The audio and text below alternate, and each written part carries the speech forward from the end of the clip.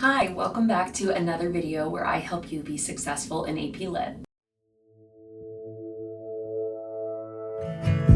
Many schools are reaching the end of their first quarter, which means you're starting to hear a lot of acronyms being thrown around like MCQ and FRQ. There are 3 different FRQs on the AP Lit exam, so it is safe to say that writing is a huge part of your score. Something you should begin thinking about right now is how to maximize your points on the writing portion of the exam. You need to remember that the AP rubric is not like a regular essay rubric. AP graders know that you have not had weeks to write, edit, and revise this piece of writing.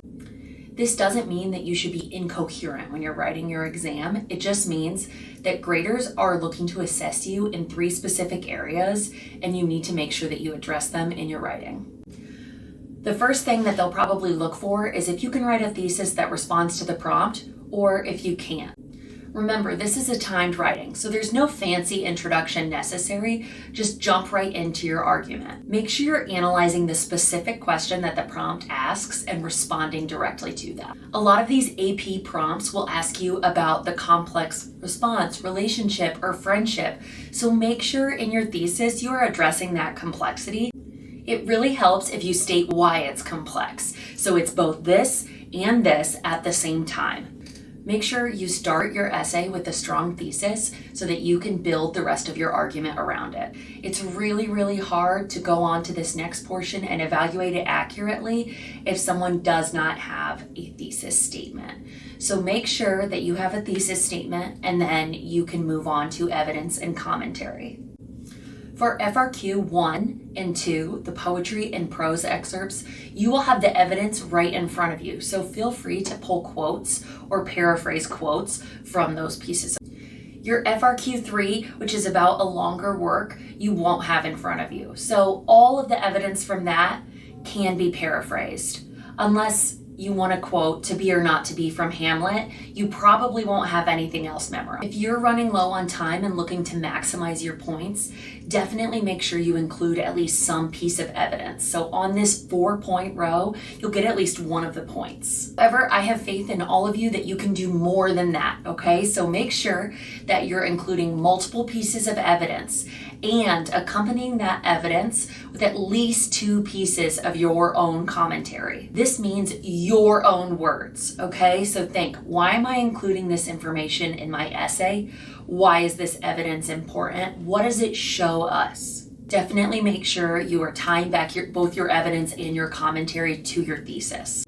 Make sure that each of those steps with each piece of new evidence that you introduce. The more evidence and analysis that you can provide, the better within the given time restraints. Next, let's talk about sophistication. Your teacher might choose not to assess you on sophistication for this semester. That's extremely common. However, let's talk more about it because it is important now and it definitely will be exam day. Remember that your essay won't be perfect within these time constraints, and an essay does not need to be perfect in order to showcase that someone is a sophisticated writer. Do not stress if you are not automatically nailing the sophistication point. Instead of stressing, go ahead to situate that piece of writing within a broader context.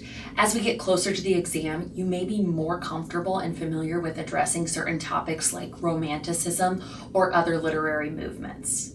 So if you can't think of any broader general literary movements, you can always relate the prompt back to something that plagues society from the beginning of times until now. So think about, how does technology influence a society? Try addressing a social issue that appears in the text. Think back to when you read The Yellow Wallpaper. The Yellow Wallpaper is all about mental health. You don't have to be an expert in the women's movement in order to comment on how mental health affects the narrator in The Yellow Wallpaper. Adding an element like that will definitely take your writing to the next level and get you even closer to that sophistication point. Following these tips can help you maximize your points on your next FRQ that you do in class and will hopefully become second nature by the time the AP test comes around in May. Good luck in AP Lit and composition class, and good luck on the exam.